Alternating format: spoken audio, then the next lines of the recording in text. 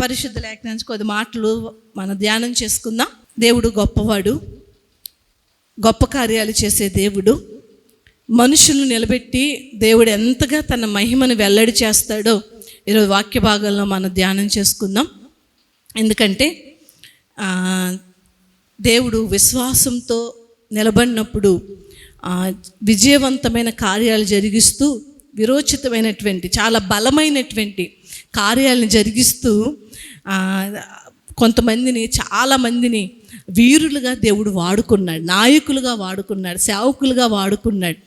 అంతేకాకుండా ఎన్నో విషయాల్లో విజయాన్ని ఇస్తూ వారి వల్ల కాని పరిస్థితుల్లో దేవుడి వైపు చూసినప్పుడు ఆయన నామం ముందు గడిపినప్పుడు దేవుడు వాళ్ళని నిలబెట్టిన విధానం బట్టి దేవునికి మహిమ కలుగును గాక. నేను అంటాను కదా, వాళ్ళందరూ ఎవరో తెలుసా? మన ముందు చాలా సాక్షి సమూహం ఉంది పరిశుద్ధ గ్రంథంలో.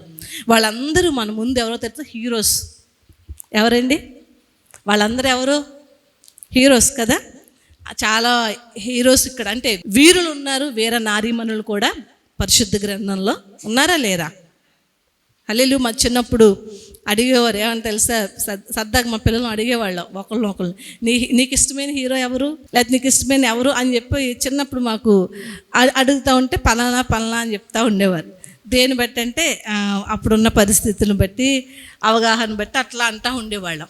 నేను అంటాను కదా, పరిశుద్ధ గ్రంథంలో కొంతమంది సాక్ష్యాలు రాయబడ్డాయి. అలాగే దేవుడి కొరకు ఎవరు నిలబడతారో వారందరి సాక్ష్యాలు ఎక్కడ రాయబడతాయి తెలుసండి? ఏ గ్రంథంలో రాయబడతాయి తెలుసా? జీవ గ్రంథంలో రాయబడతాయి. దేవునికి స్తోత్రం కలుగును గాక. కొంతమందిని ఫాలో అవ్వి కొంతమంది ఏం చేస్తున్నారంటే, చెప్పొచ్చు లేదు నాకు తెలియదు కానీ, చిరిగిపోయిన బట్టలు అది కొంచెం అవేంటంటే ఫ్యాషన్ అంటున్నారు. లేకపోతే కొన్ని రకాలుగా వ్యవహరిస్తూ ఉన్నప్పుడు నాకు అనిపిస్తుంది, ఏమని తెలుసా? బైబిల్లో ఎంత ఆత్మీయత ఉందో, మన ముందు ఉన్నటువంటి విశ్వాస వీరులు, విశ్వాస వీర నారీమణులు వదిలినటువంటి మాదిరి కనుక మనం తీసుకుంటేనండి, మనల్ని ఎవ్వరూ గౌరవించకుండా ఉండలేరు. హల్లెలూయా. అంటే ఈ కొంతమందిని ఫాలో అవుతే మళ్ళీ ఏం చేస్తారు తెలుసా? హేళన చేస్తారు. తెలుసా మీకు? కొన్ని లోకంలో ఉన్న వాళ్ళని కొంతమందిని మనం ఫాలో అవుతే కొన్నిసార్లు మనల్ని ఏం చేస్తారు?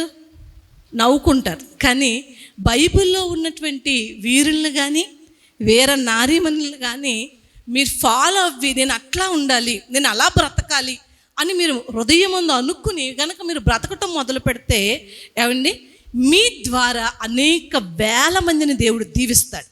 హల్లెలూయా. మీరు ఎంతమందిలో ఉన్నా మీకంటూ ఒక ప్రత్యేకత ఎప్పుడు అట్లా చూపెడతానే ఉంటుంది. దేవునికి మహిమ కలుగును గాక. హల్లెలూయా. కానీ వాక్యం చదువుతున్నప్పుడు, ఆయా సాక్ష్యాలు మీరు చదువుతున్నప్పుడు, వింటున్నప్పుడు, నేను పలానా వీరుల్లాగా ఉండాలి, పలానా నాయకుల్లా ఉండాలి, పలానా ఆమెలా ఉండాలి అని చెప్పి మీరు బైబిల్లో ఉన్నటువంటి ఏమండి వాటిని మీకు మాదిరిగా పెట్టుకోండి. అనుకో తెలుసా, ఇది మాదిరిగా పెట్టుకున్న వాళ్ళు ఎవరు ఫెయిల్ అవ్వరండి. మీ జీవితంలో ఏమున్నా ఏం లేకున్నా సరే దేవుడు మాత్రం మిమ్మల్ని ఎలా ఉంచుతాడు తెలుసా? గొప్ప స్థాయిలోనే ఉంచుతాడు. ఆమేన్. కానీ మనం ఏం చేస్తున్నామంటే బైబిల్లో నచ్చం మనకి కదా, బయట వెతుక్కుంటూ ఉంటాం.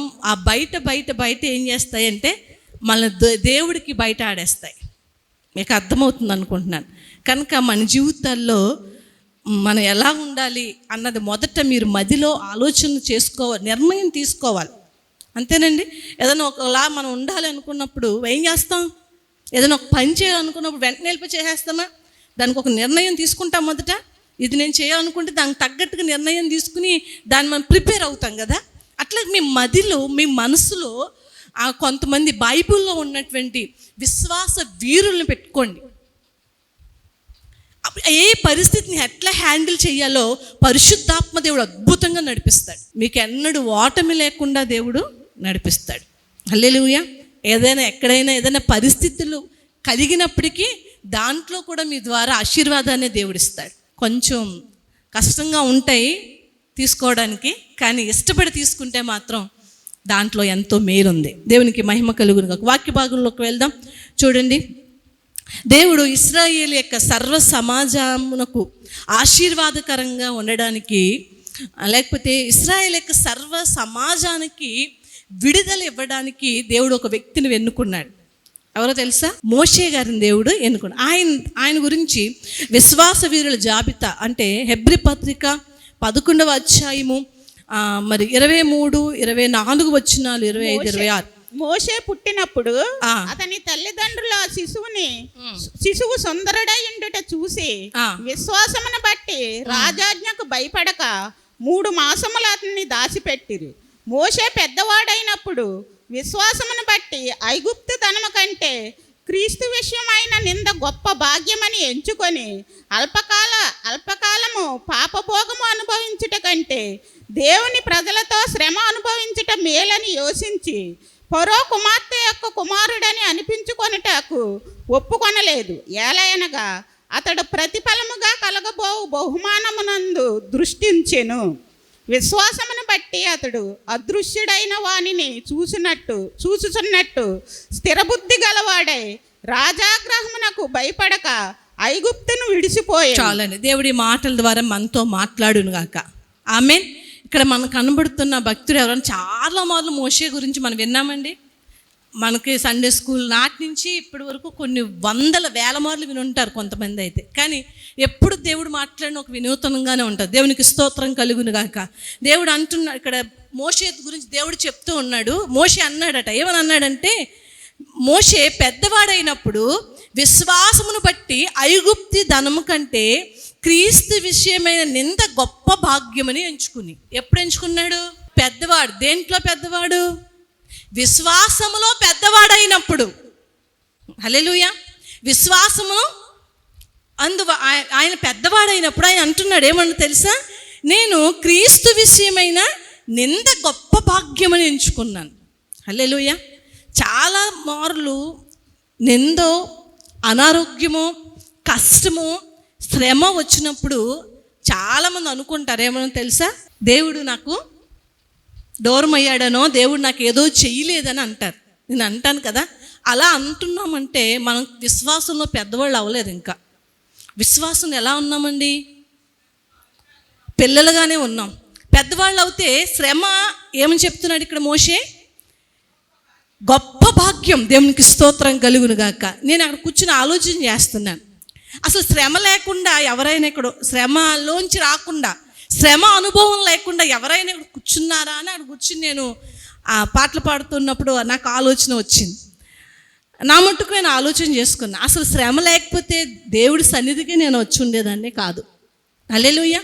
అలా ఇక్కడ కూర్చున్న ప్రతి ఒక్కరి జీవితంలో ఏదో ఒక రూపాన్న శ్రమ మిమ్మల్ని తాకింది. అవునండి, ఏదో ఒక రూపాన్ని శ్రమ మిమ్మల్ని ఏం చేసిందంటే దీవెన తీసుకొచ్చింది. హల్లెలూయా.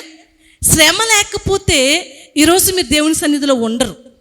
శ్రమ లేకపోతే కనుక, శ్రమ లేకపోతే అనారోగ్యం, లేకపోతే ఆర్థికపరమైనటువంటి ఒడిదుడుకులు, లేకపోతే ఆయా సమస్యలు మనం కమ్ముకోకపోతే ఏమండి ఈరోజు నేనైతే మాత్రం దేవుడిని ఎరిగి ఉండేదాన్ని కాదు.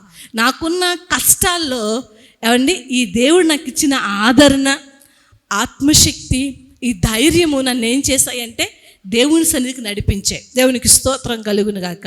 కొన్నిసార్లు అంటాం ఆయన ఆశీర్వదింపబడాలని ప్రార్థన, మంచిదే, ఆశీర్వదింపబడాలని దేవుడు కూడా కోరుకుంటున్నాడు. కానీ నేను ఆలోచన చేస్తూ వచ్చాను వాక్యాన్ని సిద్ధపడుతున్నప్పుడు, ఆశీర్వదింపబడుతూ శ్రమ అన్నది వారి జీవితం లేకుండా ఆశీర్వాదాలు వస్తూ ఉంటే చాలామంది దేవుడిని తొలగిపోయిన వాళ్ళు ఉన్నారు, దేవుని సన్నిధి అలక్ష్యం చేసిన వాళ్ళు ఉన్నారు. ఎందుకంటే ఆశీర్వాదం బలపరిచే దానికంటే శ్రమ మనల్ని ఎక్కువ బలపరుస్తుంది ఆత్మీయ జీవితంలో. హల్లెలూయా. మీకు అర్థమవుతుంది అనుకుంటున్నాను. ఆశీర్వాదం బలపరిచే దానికంటే శ్రమ, ఇరుకు, కష్టం మనం ఎంతగా దేవుడి మీద ఆధారపడేటట్టుగా మన ఆత్మీయ జీవితాన్ని బలపరుస్తున్నది అన్నది ఎంతైనా వాస్తవం. హల్లెలూయా. మీ ప్రార్థన ఎప్పుడు పెరుగుంది? శ్రమ ఉన్నప్పుడే కదా మానక ప్రార్థన చేస్తారు, విసుకక ప్రార్థన చేస్తాం. కష్టం ఉన్నప్పుడే కదా. అంటే ఇప్పుడు ఆ కష్టం వల్ల ఏం చేసింది? దేవుడికి దగ్గర చేసింది. నాకు పాటలో కూడా ఈ లోకంలో ఏది కూడా నీ నుండి నన్ను ఎడబాపదయ్యా అంటున్నాడు. మరో చోట అంటాడు అపోస్తలుడైన పౌలు గారు, ఏమంటాడు? శ్రమ అయినా, వస్త్రహీనత అయినా, కరువైనా, ఉపద్రవమైనా నీ నుండి నన్ను ఏది కూడా ఎడబాపలేదు నాయనా అంటాడు. దేవునికి స్తోత్రం కలుగును గాక. హల్లెలూయా. ఏది కూడా ఎడబాపలేదు అంటాడు. అంటే ఈ శ్రమ, ఇరుకు, కష్టం ఎవరైతే విశ్వాసంలో బలపడుతూ ఉంటారో అవేది కూడా దేవుని నుండి దూరం చేయలేదు. హల్లెలూయా. అందుకనే నాకు గుర్తొచ్చిన వ్యక్తి చెప్తాను. బైబిల్ గ్రంథంలో లాజరు గారు చూస్తే, లాజర్ని ఆలోచన చేస్తే లాజరు యొక్క భక్తిని ఎంత అని లెక్క చెప్పగలం చెప్పండి? లాజరు ఎంత బలవంతుడని చెప్పాలి, ఎంత శక్తివంతుడని చెప్పాలి. ఏ ఆరోగ్యం ఉందా? లేదు. పని ఎక్కడైనా ఆహారం ఉందా ఆయనకి సమృద్ధిగా? లేదు. నివాసం ఉందా? ఏమీ తన జీవితంలో ఏమీ లేదు. అయినా కూడానంట యేసును స్తుతించడం మానలేదు. హల్లెలూయా. యేసు కొరకు బ్రతకటం మానలేదు. ఇంకా దారుణంగా ఆయన పరిస్థితి ఏంటంటే, కుక్కలు వచ్చంట లాజరు గారి యొక్క కురుపులు లాగుతున్నాయంటే, లాగుతూ ఉంటే ఎంతమంది అసహించుకుంటారు చెప్పండి? ఎంతమంది ఎన్నని ఉంటారు? ఎప్పుడు నువ్వేదో చేసి ఉంటావు, అందుకే నీ బ్రతుకు ఇలా అయిపోయిందని కొంతమంది, ఇంకెందుకు బతుకుతా చావరాదు అన్నవాళ్ళు మరికొంతమంది. ఎంతమంది ఎన్ని విధాలుగా లాజర్ని కృంగదీసినప్పటికీ కూడా లాజరు ఎలా నిలబడ్డాడో తెలుసా? దేవుణ్ణి స్తుతిస్తేనే నా దేవుడు యేసు దేవుడే అని పట్టుకుని నిలబడ్డాడండి. దేవునికి స్తోత్రం కలుగును గాక. హల్లెలూయా, హల్లెలూయా. భక్తి అంటే చాలాసార్లు అనుకుంటాం, భక్తి చేస్తున్న వారికి శ్రమ రాకూడదు కదా, భక్తి చేస్తున్న వారికి ఇరుకు రాకూడదు కదా, భక్తి చేస్తున్న వారికి కష్టం రాకూడదు అంటారు చాలామంది. అండి, భక్తి చేసినటువంటి వీరులకు కష్టం రాలేదా? వచ్చిందా? రాలేదా? శ్రమ వచ్చిందా? రాలేదా? అనారోగ్యం వచ్చిందా? రాలేదా? వచ్చిందండి, వచ్చిందా?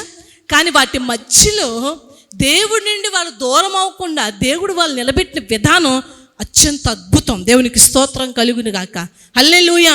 అందుకనే మన జీవితంలో మనం ఎదుగుతున్నామంటే శ్రమ వస్తే అమ్మో ఈ భక్తి ఎక్కువ చేసేసారు అందుకు కష్టం వచ్చింది అంటారు. బలహీనలు మాట్లాడే మాటలవి. భక్తి ఎక్కువ చేస్తే కష్టం వస్తుందా? ఏమండి, అవన్నీ ఏంటంటే ఇంకా నువ్వు భక్తిలో బలపడలేదు. బలపడిన వారైతే కనుక ఏమంటారు తెలుసా? ఏమండాలి? బలపడిన వారు చెప్పే మాట ఏంటి? ఈ శ్రమ దేవుడు నాకు దీవెనగా మలుస్తాడని చెప్పాలి. అప్పుడే అప్పవాదికి సిగ్గు, దేవునికి మహిమ కలుగుతుంది. హల్లెలూయా. కానీ ఈరోజు చాలామంది చెప్పే మాట ఏంటో తెలుసా? ఎక్కువ చేసేస్తున్నారు, ఎక్కువ వచ్చేస్తున్నాయి అంటారు. నేను అంటాను కదా, మీరు ఎక్కువగా భక్తి చేయబట్టే ఎంత శ్రమ వచ్చినా దాంట్లో తట్టుకుని తాలుకుని ప్రభు కొరకు నిలబడగలుగుతున్నారు. హల్లెలూయా. చాలామంది ఎప్పుడు దేవుడి మందిరంలో ఉంటారు, వాళ్ళకి ఇంత కష్టం వచ్చింది ఏంటంట అంటారు చాలామంది. కష్టాలు రావని దేవుడు చెప్పాడా? ఆయనకే కష్టం వచ్చింది కదా, ఆయనకే శ్రమ వచ్చింది కదా, ఆయన శ్రమ పడకుండానే ఉన్నాడు. ఆయన ఎంత కష్టం ఆయనకు వచ్చింది. కష్టంతో పోలిస్తే మనకి ఏ పాటి కష్టాలండి. కానీ ఏమంటాం తెలుసా? రకరకాలుగా మాట్లాడుతూ వ్యాఖ్యానిస్తూ ఉంటాం. కానీ శ్రమ ఎందుకు వచ్చిందో తెలుసా? నాకు అపోస్తలుడైన పౌలు అంటాడు ఒక మాట. ఆయనకు ఒక బలహీనత ఉంది. దేవుడి సన్నిధిలో ప్రార్థన చేశాడు, అయ్యా నేను ఈ బలహీనతతో ఉన్నాను, నన్ను స్వస్థపరిచేయ్యా అని ప్రార్థన చేశాడు. దేవుడు అన్నాడు, నా కృప నీకు చాలయ్యా అన్నాడు. అంటే ఆ బలహీనత ఉన్నప్పటికీ కూడా దేవుడి కొరకు ఎవ్వరూ చేయలేనంత గొప్ప సేవ చేశాడండి అపోస్తలుడైన పౌలు గారు. హల్లెలూయా, హల్లెలూయా. అంటే ఆత్మయందు మనం బలపడితే ఏ బలహీనత మనం పట్టి ఉంచలేదండి. ఆత్మీయ జీవితంలో మనం వృద్ధిగా విశ్వాసంలో ఎదుగుతూ ఉంటే ఏ బలహీనత, ఏ సమస్య, మరొకటి ఏది కూడా మనం పట్టి బంధించి ఉంచలేదు. సరికనా మరింతగా దేవుని కొరకు రోషం కలిగి మండే కలముగా మనం పనిచేయగలుగుతాం. హల్లెలూయా. ఏమండి, శ్రమ అనే అనుభవం లేకపోతే ఎవరికైనా మనం ఏదైనా సాక్ష్యం చెప్పగలమా? వాళ్ళ జీవితంలో ఎలా జరిగిందంటే అండి అని పరుల గురించి చెప్పగలమే కానీ నీ అనుభవంలోంచి ఒక్క మాటే నువ్వు చెప్పగలవా? నీ శ్రమ, నీ దీవెన ఇతరులకు సాక్ష్యం కాదు. ఏది నీ సాక్ష్యం? నువ్వు శ్రమలో నిలబడ్డావే, అది సాక్ష్యం. శ్రమలో దేవుడి సన్నిధిని హత్తుకుని ఉన్నావే, అది సాక్ష్యం. చావైనా బ్రతికైనా యేసు కొరకే ఈ జీవితం అని నిలబడ్డావే, అది మన వెనకాల వచ్చే వారికి సాక్ష్యం. ఆ బాగా ఎప్పుడు గుర్తే, మరుపన్న రాదు. మా అత్తయ్య గారి గురించి ఎప్పుడు పాస్టర్ గారు చెప్తూ ఉంటారు కదా, ఓ పక్కన ముక్కంట బ్లడ్ కారుతూ, నోటంట వామిటింగ్స్ రూపంలో బ్లడ్ వామిటింగ్ చేసుకుంటూ, లేవలేని పరిస్థితిలో ఉంటూ తన కొడుకుని పట్టుకుని, పాస్టర్ గారిని పట్టుకుని చెప్పిన మాట ఏంటో తెలుసా?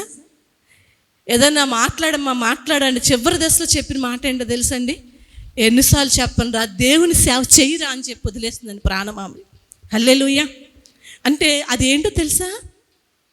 మనకు మాదిరండి. ఒకరోజు నేను మురారి వెళ్ళాం, సువార్త పరిచర్య. వాక్యం అయిపోయిన తర్వాత కొంతమంది ఇళ్ళకి తీసుకెళ్ళాడు, కొంచెం కౌన్సిలింగ్ చేస్తారని. తీసుకెళ్ళినప్పుడు ఒక ఇంట్లో ఒక ప్రెసిడెంట్ గారు ఉన్నారు, వాళ్ళకి ప్రార్థన చేసి వద్దామని అంటే వెళ్ళాం. పాస్టర్ గారు నేను వెళ్ళిన తర్వాత ఆ ఇంట్లో ప్రార్థన చేసాం. అయిన తర్వాత ఆ ఇంటి ఎదురుగా ఒక ఇల్లు ఉంది, అక్కడికి వెళ్దామండి అంటే వెళ్ళాం. ఆ ఇంట్లో ఒక మామగారు ఉన్నారు. ఎలా ఉన్నారంటే మంచం మించి లేవలేరండి, బాగా వృద్ధాప్యం, చాలా వృద్ధాప్యంలో ఉన్నారు, మంచం మీద పడుకుని ఉన్నారు. ఆ ఇంట్లో అందరూ ప్రార్థన చేయమన్నారు, ఆయా సమస్యలు చెప్పారు, ప్రార్థన చేశాను. చేసిన తర్వాత ఆ మామగారి దగ్గరికి వెళ్ళి, మామగారండి మీకోసం ఏమైనా ప్రార్థన చేయమంటారా అని అడిగాను. ఆ తల్లిగారు ఏం చెప్పారు తెలుసా? నా ఊరు రక్షింపబడాలని ప్రార్థన చెయ్యమ్మా అని చెప్పారు. దేవునికి స్తోత్రం కలుగును గాక. హల్లెలూయా. అంటే ఏంటి ఆమెలో ఉన్న విశ్వాసం చూడండి. మంచం మీద లేవలేని పరిస్థితిలో ఉందా, ఒకళ్ళు లేవదీస్తే కానీ లేవలేదు ఆమె, ఒకళ్ళు పెడితే కానీ తినలేదు ఆమె. కానీ ఆ మామగారు అన్నారు ఆ మాట. ఆ రోజు నాకు అక్కడే ఈ మామగారి భక్తితో పోలిస్తే నా భక్తి ఏ పాటిది నాయన, నేను ఇంకెంత బలపడాలో అనిపించింది. హల్లెలూయా. ఈరోజు మన భక్తి ఏ స్థాయిలో ఉంది? పిల్లల స్థాయిలోనే ఉందా? ఇంకాను ఎదిగిన స్థాయిలో ఉందా? పిల్లల మాటలే మాట్లాడుతున్నాం ఇంకాను. పిల్లలకి తెలియదు, ఎదగినప్పుడు వాళ్ళు ఎలాగైనా మాట్లాడు. కానీ ఎదిగిన నువ్వు ఎలా మాట్లాడాలి? నువ్వు మాట్లాడే మాట వెనక వచ్చే వరకు మాదిరి కదా. ఇక్కడ మోషే గారు అంటారు కదా, నేను ఐగుప్తి ధనం కంటే క్రీస్తు విషయమే నింద గొప్ప భాగ్యంగా ఎంచుకుంటున్నాను. హల్లెలూయా. ఏది భాగ్యం? ఏది భాగ్యం అండి? ఐగుప్తి ధనం కాదంట భాగ్యం. మన దృష్టిలో ఏది భాగ్యం? ఐగుప్తి ధనమే కదా భాగ్యం. కానీ ఇక్కడ మోషే గారు అంటారు, ఐగుప్తి ధనము కంటే క్రీస్తు విషయమైన నింద గొప్ప భాగ్యం. హల్లెలూయా. అంటే క్రీస్తు కొరకు మనం పడే నిందైనా మరొకటైనా అదేంటంట? గొప్ప భాగ్యం. దేవునికి స్తోత్రం కలుగును గాక. హల్లెలూయా. మోషే అది నా జీవితంలో భాగ్యం అన్నాడు. ఎందుకు చెప్తున్నాడు తెలుసా? ఎంత గొప్ప మాట. ఆయన ఎదిగినవాడు. హల్లెలూయా. విశ్వాసములో ఎదిగినవాడు, పెద్దవాడయ్యాడు. ఆయన చెప్తున్న మాట విధి. క్రీస్తు విషయమైన నింద నాకు భాగ్యం, నాకు అలంకరణ, నాకు దీవెన. ఇంకా అంటాడు, దేవుని ప్రజలతో శ్రమ అనుభవించుట భాగ్యం అంట. ఎవరితో? దేవుని ప్రజలతో శ్రమ అనుభవించుట మేలు యోచించి ఫరో కుమార్తె యొక్క కుమారుడని అనిపించుకొనుటకు. చాలు, నేను చెప్తాను.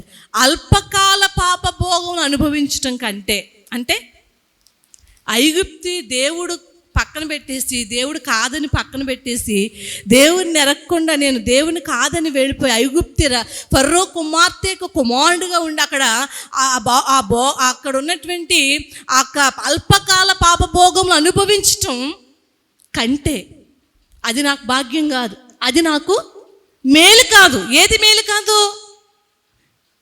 నేను దేవుణ్ణి కాదని, ఐగుప్తులో ఉండాలంటే దేవుని కాదనే కదా, వాళ్ళు ఆరాధిస్తున్న దాన్ని ఒప్పుకునే కదా అక్కడ ఉండాలి. కనుక నేను అట్లాగూ వెళ్ళి కనుక అక్కడ ఉన్నటువంటి అల్పకాలం, కొంతకాలమే, ఎంతకాలం? అల్పకాలం, వాటిని కనుక నేను ఎంచుకుని వెళితే అది నాకేంటి? శ్రమ, ఆ అల్పకాల పాప భోగం అనుభవించటం నాకు సంతోషం కాదు, అది నాకు మేలు కాదు. కానీ తన ప్రజలతో నింద అనుభవించటం మేలు, శ్రమ అనుభవించటం మేలు. తన ప్రజలతో శ్రమ అనుభవించటం మేలా? ఈరోజు దేని బట్టి లెక్కేసుకుని ఒకళ్ళు ఎంట వెళ్తున్నామని చెప్పండి. వీళ్ళ ద్వారా వీళ్ళతో వెళ్తే వీళ్ళంతా ఇదిలో లేరు, వీళ్ళతో వెళ్తే మనకు అంతేమీ రాదు అనుకుంటే వాళ్ళతో వెళ్తున్నారా? ఎవరికెవరికైనా ఏదైనా చేస్తూ ఉన్నప్పుడు కూడా ఎవరిని వాళ్ళ స్థితిగతులు బట్టి మనం చేసామంటే కనుక మనం నష్టపోతాం. వాళ్ళ స్థితిగతులు బట్టి కాదు, వారు ఏ స్థితిలో ఉన్న అనవసరం మనకి. ఒకటి దేని బట్టి చెయ్యాలి? దేవుని ప్రేమను బట్టి చెయ్యాలి. దేవునికి స్తోత్రం కలుగును గాక. వాళ్ళు ఎవరు, ఏంటి, ఎంత ఉంది, వెళితే మనం వెళ్తే ఏమిస్తారు బట్టి కాదండి మనం చేయవలసిన భక్తి. వాళ్ళు ఏమిచ్చినా ఇవ్వకపోయినా, ఏం చేసినా చెయ్యకపోయినా వారి కొరకు వారి కష్టాల్లో నిలబడ్డం ఉందే, అదే మనకి మేలు. హల్లెలూయా. అదే మనకి దీవెన. వాళ్ళ కష్టాల్లో మన పాలు పొందటం మనకి దీవెన. అందుకే అంటాను కదా, క్రీస్తు శ్రమలో పాలు పంపులు పొందే అవకాశం ఎలా వస్తుందో తెలుసండి? తన బిడ్డలైన వారి శ్రమలో నువ్వు తోడుంటే, నువ్వు ఎవరి దాంట్లో తోడున్నావు? క్రీస్తు శ్రమలో నువ్వు భాగస్థురాలై ఉన్నావు కనుక క్రీస్తు ఆశీర్వాదాల్లో నీకు భాగం ఉంది. హల్లెలూయా. క్రీస్తు శ్రమలో భాగమై ఉంటే క్రీస్తు ఆశీర్వాదాల్లో భాగం ఉందండి. క్రీస్తు శ్రమలో భాగం ఉంటే క్రీస్తు అధికారాల్లో భాగం ఉంది మనకి. హల్లెలూయా. అంటే శ్రమను బట్టే భాగ్యం ఉంది, కష్టాన్ని బట్టే భాగ్యం ఉంది, నిందను బట్టే భాగ్యం ఉంది. కనుక దేనికి మనం మొదటి ప్రిఫరెన్స్ ఇవ్వాలి? ఏది మన జీవితంలో ప్రాముఖ్యమైంది? ఇక్కడ మోషే గారు చెప్తా ఉన్నారు, ప్రతిఫలంగా కలగబోవు బహుమానమందు నేను దృష్టి ఉంచాను. ఎందుకు నేను నిలబడుతున్నాను తెలుసా? దేన్ని ఆధారం చేసుకుని నింద భాగ్యమని ఆయన ప్రజలతో ఉండటం మేలని చెప్తున్నానంటే, నేను ప్రతిఫలముగా కలగబోయే బహుమానమందు దృష్టి ఉంచాను. ఇప్పుడు శ్రమ పడువారితో శ్రమ పడితే మనకేముంది? బహుమానం ఉంది. అవునా కదా? హల్లెలూయా. ఇక్కడ కష్టపడకపోతే బహుమానం ఉందా? లేదు. మనం చేసిన దానికే ఫలితం ఉంటుంది. దేవునికి స్తోత్రం. అందుకే మోషే అంటాడు, నేను ప్రతిఫలంగా కలగబోయే బహుమానం వైపు దృష్టి ఉంచి నేను ముందుకు సాగిపోతున్నాను అంటాడు. హల్లెలూయా. అందుకనే ఫరో కుమార్తె కుమారుడుగా అనిపించుకోవటం భాగ్యం కాదు, కానీ దేవుని బిడ్డగా నేను బ్రతకటం నాకు భాగ్యం. ఈ రోజుల్లో చాలా భాగ్యాలు లోకంలో చెప్పబడుతున్నాయి, కానీ భాగ్యాల కంటే గొప్ప భాగ్యం ఏంటో తెలుసా? యేసు దేవుని కలిగి ఉండటం గొప్ప భాగ్యం, యేసు కోరుకున్నట్లుగా బ్రతకటం గొప్ప భాగ్యం. అందుకే అంటాడు, నా కన్నులు పైనున్న వాటిని వెతుకుతున్నాయి. ఏం వెతుకుతున్నాయంట? పైనున్న వాటిని, భూ సంబంధమైన వాటిని కాదు, కానీ పైన అంటే ఏముంటాయి? అందని అర్థం. అది పరసంబంధమైన వాటిని నేను వెతుకుతున్నాను. హల్లెలూయా. ఎవరైతే, అందుకే అంటాడు కదా, యెహోవా కొరకు ఎదురు చూచిన వారు, మీరు ముగించాలి దాన్ని, నూతన బలం పొందుకుంటారు. దేవునికి స్తోత్రం కదా. యెహోవా కొరకు అంటే పై సంగతుల కొరకు మనం ఎదురు చూచినప్పుడు, యెహోవా కొరకు ఎదురు చూచినప్పుడు, విశ్వాసంతో ఎదురు చూచినప్పుడు, యెహోవా కార్యముల కొరకు ఎదురు చూసినప్పుడు, యెహోవా కొరకు మన శ్రమలోను ఇరుకులోను అన్ని పరిస్థితుల్లో నా దేవుడు నాకు విజయం ఇస్తానని ఎదురు చూచినప్పుడంట మనం ఎలా ఉంటాం తెలుసా? బలవంతులుగా ఉంటాం. దేవునికి స్తోత్రం కలుగును గాక. యెహోవా కొరకు ఎదురు చూచిన వారు నూతన బలం పొందుకుంటారు. అది ఎలాంటి తెలుసా? పక్షిరాజు పైకి ఎగిరినట్లుగా. హల్లెలూయా. మీ అందరికీ తెలుసు, చాలాసార్లు చెప్పారు కదా, పక్షిరాజు ఎక్కడికో పైకంటే వెళ్ళిపోయి తనకు ఉన్నటువంటి గోరులు అవన్నీ బండకేసి బాదుకుని ఊడపీక్కుని అవండి మళ్ళా నూతనంగా రెక్కలు వస్తాయి, నూతనంగా గోర్లు అన్ని నూతనంగా పొందుకుని మంచి బలంతో ఉంటుందంట. దేవునికి స్తోత్రం కలుగును గాక. తన కొరకు ఎదురు చూచే వాళ్ళని దేవుడు అంట ఎప్పుడు కూడా నూతన బలంతోనే నింపుతాడు. అదే పరిశుద్ధాత్మ బలం. హల్లెలూయా. యెహోవా కొరకు ఎదురు చూడండి, దేవుడు నూతన బలం ప్రతి దినం ప్రతి సమయం నువ్వు ఎదురు చూస్తే కానీ, దేవుడి కొరకు నువ్వు నిలబడితే దేవుడు నూతన బలాన్ని, ఆ పరిశుద్ధాత్మ బలాన్ని నీకు అనుగ్రహిస్తూ అన్ని పరిస్థితుల్లో దేవుని కొరకు నిలబడడం మనకు నేర్పిస్తాడు. హల్లెలూయా. దేవుని కొరకు ఎదురు చూడకుండా ఎలా పడితే అలాగ మనం జీవించేసి, ఏమండి నాకు నూతన బలం కావాలి, ఎలా వస్తుంది?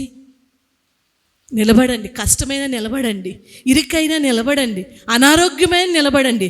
దేవుడు మిమ్మల్ని ఓడిపోనివ్వడు. దేవునికి స్తోత్రం కలుగును గాక. మిమ్మల్ని దేవుడు అద్భుతంగా నిలబెడతాడు. దేవునికి మహిమ కలుగును గాక.